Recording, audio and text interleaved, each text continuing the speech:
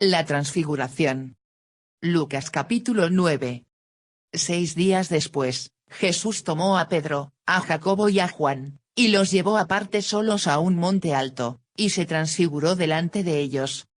Y sus vestidos se volvieron resplandecientes, muy blancos, como la nieve, tanto que ningún lavador en la tierra los puede hacer tan blancos. Y les apareció Elías con Moisés, que hablaban con Jesús. Entonces Pedro dijo a Jesús: Maestro, bueno es para nosotros que estemos aquí, y hagamos 3 enramadas, una para ti, otra para Moisés, y otra para Elías. Porque no sabía lo que hablaba, pues estaban espantados. Entonces vino una nube que les hizo sombra, y desde la nube una voz que decía: Este es mi Hijo amado. A él oíd. Y luego, cuando miraron, no vieron más a nadie consigo, sino a Jesús solo. Y descendiendo ellos del monte, les mandó que a nadie dijesen lo que habían visto, sino cuando el Hijo del Hombre hubiese resucitado de los muertos. Y guardaron la palabra entre sí, discutiendo qué sería aquello de resucitar de los muertos. Y le preguntaron, diciendo: ¿Por qué dicen los escribas que es necesario que Elías venga primero? Malaquías 4. 5. Mateo 11. 14. Respondiendo él, les dijo: Elías a la verdad vendrá primero, y restaurará todas las cosas, y como está escrito del Hijo del Hombre, que padezca mucho y sea tenido en nada. Pero os digo que Elías ya vino, y le hicieron todo lo que quisieron, como está escrito de él. El monte Tabor es un monte aislado, en el nordeste de la hermosa y fértil llanura de Esdrelón, en Galilea. Tiene forma redondeada y 560 metros de altura. Desde muy antiguo se le consideró, por su enclave en el límite de los territorios de las tribus de Isaacar, Zabulón y Neftalí, y por su belleza, como un monte santo. Aunque los evangelios no dicen el nombre de la montaña a donde Jesús subió con sus discípulos en el relato de la transfiguración, la tradición siempre ha situado este acontecimiento en la cima del Tabor. El monte está a unos 30 kilómetros de Nazaret y tiene una abundante vegetación. En su cumbre fue edificada la iglesia de la Transfiguración, que en su fachada busca recordar la silueta de las 3 tiendas a las que se refiere Pedro en el texto evangélico. Desde la cima del monte Tabor se contempla una de las vistas más bellas de la tierra de Israel. A los pies del Tabor se extiende la llanura de Esdrelón o de Yireel, que significa Dios lo ha sembrado, resaltando la exuberante fertilidad de esta tierra. Oseas 2, 23-25. Yireel es un extenso valle en forma de triángulo, que flanquean el monte Carmelo, los montes de Gelboé y las montañas de Galilea. Servía para comunicar la Palestina occidental con la oriental y fue por esto escenario frecuente de guerras y batallas de gran trascendencia en la historia de la nación. El monte Hermón marca el límite norte de la tierra prometida por Dios a su pueblo. Era considerado como el guardián de la nación. Está siempre cubierto de nieve, Salmo 133. El monte Ebal y el Garizim, en tierras samaritanas, fueron escenario de uno de los momentos más solemnes de la historia del pueblo, Josué 8, 30-35. En los montes de Gelboé los israelitas fueron vencidos por los filisteos y fue allí donde murió Saúl, el primer rey de Israel, y su hijo Jonatán. 1 Samuel 31, 1-13, 2 Samuel 1, 17-27. El monte Carmelo es la patria del profeta Elías.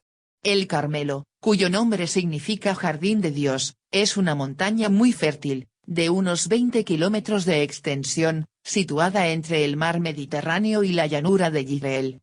Allí realizó algunos de sus signos más espectaculares el profeta Elías. 1 Reyes 18, 16-40. En la actualidad se le llama al Carmelo Yebel Mar Elías, el monte de San Elías, y multitud de peregrinos acuden a venerar al primer gran profeta de Israel en una cueva excavada en la base del monte. Allí rezan y se reúnen en romerías festivas, con cantos y comidas simbólicas. Elías, su nombre significa Yahvé es Dios, vivió unos 900 años antes de Jesús. Fue el gran profeta del reino del norte de Israel, cuando la nación se dividió en 2 monarquías. La popularidad de Elías fue inmensa y el pueblo tejió alrededor de su figura todo tipo de leyendas. Se decía que no había muerto, sino que subió al cielo en un carro de fuego y que volvería de nuevo para abrirle camino al Mesías. Estas ideas estaban vivas en tiempos de Jesús. En el relato lleno de símbolos de la transfiguración de Jesús, Elías no podía dejar de aparecer junto a él, para garantizarle su espíritu profético y sobre todo, como testigo de que Jesús era el Mesías esperado. El Sinaí es la montaña de Moisés. También se le llama en la Biblia Monte Horeb. Es la montaña más sagrada para Israel. Allí se apareció Dios a Moisés en una zarza ardiendo, allí le reveló su nombre Yahvé, le entregó los mandamientos e hizo alianza con el pueblo cuando marchaba por el desierto. El Sinaí está situado en territorio que hoy pertenece a Egipto, en la península del Sinaí, en pleno desierto, en una zona habitada únicamente por beduinos. Moisés vivió 1800 años antes de Jesús. Es para Israel padre y liberador del pueblo, el que lo formó y lo guió hasta la tierra prometida, el hombre excepcional que habló con Dios cara a cara. Y, sobre todo, el legislador, el que dio a Israel la ley santa. Ninguna figura bíblica tenía tanto peso ni tanta autoridad como Moisés. Por eso, debía aparecer junto a Jesús en el simbólico relato de la transfiguración, como expresión de que se iniciaba una nueva alianza y como garantía de que Jesús heredaba las mejores tradiciones de su pueblo.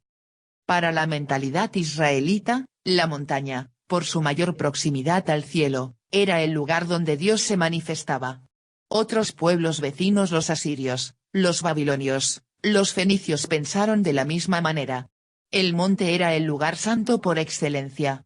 Más adelante, surgió otra idea complementaria: Dios elige algunos montes como especial morada suya. Y así, innumerables veces se habla en el Antiguo Testamento del monte Sión, en Jerusalén, como lugar elegido por Dios para vivir, como sitio del banquete de los tiempos mesiánicos. Además, una antigua tradición de Israel llamó a Dios con el nombre El Shaddai, que significa Dios de las montañas, Génesis 17, 1-2. Con varios elementos simbólicos: monte sagrado, Moisés, la ley, Elías, los profetas, la nube, que también aparece en el Éxodo, la luz resplandeciente. Los evangelistas armaron el cuadro teológico de la transfiguración para comunicar a sus lectores que en Jesús se cumplía todo lo anunciado por los antiguos escritos del pueblo de Israel. Presentaron así lo que se llama una teofanía, aparición de Dios, al estilo de muchas de las teofanías del Antiguo Testamento. Éxodo 24, 9-11, Dios se aparece a Moisés y a los ancianos. 1 Reyes 19, 9-14, Dios se aparece a Elías en el viento. Ezequiel 1, 1-28, Dios se aparece al profeta Ezequiel en un carro. En estas teofanías una serie de elementos simbólicos culminan en el momento en que se escucha la voz de Dios. En el relato de la transfiguración de Jesús, las palabras de Dios son las del Salmo 2, Tú eres mi Hijo amado,